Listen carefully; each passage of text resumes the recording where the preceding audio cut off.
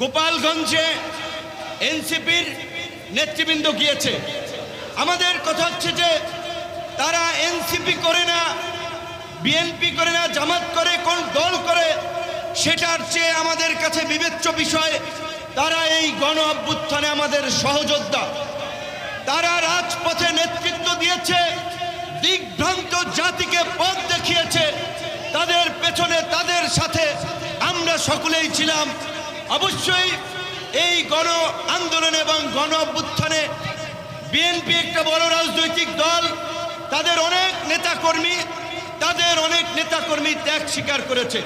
জামাতের নেতাকর্মীরা করেছে, ইসলামী আন্দোলন করেছে, গণ অধিকার করেছে, বাম ডান গণফোরাম, এখানে খেলাফত মজলিস, যে সকল দল রয়েছে সকল দলের নেতাকর্মীরা ত্যাগ স্বীকার করেছে। এবং সবচেয়ে এই দেশের আপামর জনসাধারণ যারা ওইভাবে সক্রিয়ভাবে কোনো রাজনৈতিক দল ওইভাবে করে না, তারা যদি এই আন্দোলনে নেমে না আসতো তাহলে কিন্তু এই গণ অভ্যুত্থান সম্ভব হতো না। রাজনৈতিক দলগুলো আমরা 16 বছরে এই পট পরিবর্তনের প্রেক্ষাপট তৈরির জন্য রাজপথে ধারাবাহিক লড়াই সংগ্রাম করেছি, কিন্তু জনগণের সম্পৃক্ততা না থাকার ফলে কিন্তু সেইভাবে আমরা সাকসেস হতে পারি নাই। জুলাই আমাদেরকে ঐক্যবদ্ধ করেছে। সুতরাং আগামীর বাংলাদেশ কেমন হবে, আগামীর বাংলাদেশকে আমরা কোন দিকে পরিচালিত করতে চাই, কিভাবে গড়ে তুলতে চাই, সেটার জন্য আমাদেরকে জুলাইকে সামনে রাখতে হবে আয়নার মতো। আমাদেরকে ভুলে গেলে চলবে না।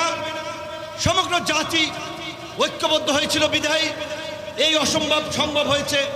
কাজে আমাদের প্রত্যাশা থাকবে আগামীতে নির্বাচন কিংবা নির্বাচন পরবর্তী সময়ে যারাই সরকার গঠন করবে কিংবা যারাই বিরোধী দলে থাকবে তাদের মধ্যেও যেন এই জুলাইয়ের চেতনায় বাংলাদেশকে ঐক্যবদ্ধ রাখার চেষ্টা অব্যাহত থাকে।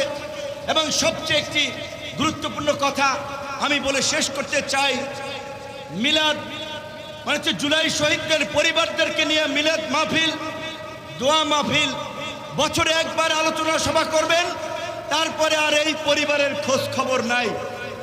এই ধরনের সোয়াবমূলক প্রোগ্রাম এবং কর্মকাণ্ড আমরা ইতিহাসের ধারাবাহিকতায় দেখি। যারা ত্যাগ স্বীকার করে তাদের ত্যাগকে সামনে রেখে আমরা রাজনীতি করি, আমরা এমপি হই, আমরা মন্ত্রী হই, কিন্তু এই পরিবারগুলোর দুঃখ দুর্দশা শেষ পর্যন্ত দেখা যায় থেকেই যায়। আমরা যদি সর্বশেষ কথা বলি, 90-এর গণ আন্দোলনে নূর হোসেন, তিনি ফুটপাতের হকার কিংবা কোনো রাজনৈতিক দলের কর্মী যাই থাকেন না কেন, 90-এর আন্দোলনের পরে অনেক এমপি হয়েছে, মন্ত্রী হয়েছে, ক্ষমতায় গিয়েছে। নূর হোসেনের পরিবারের কিন্তু ভাগ্যের খুব বেশি পরিবর্তন হয় নাই।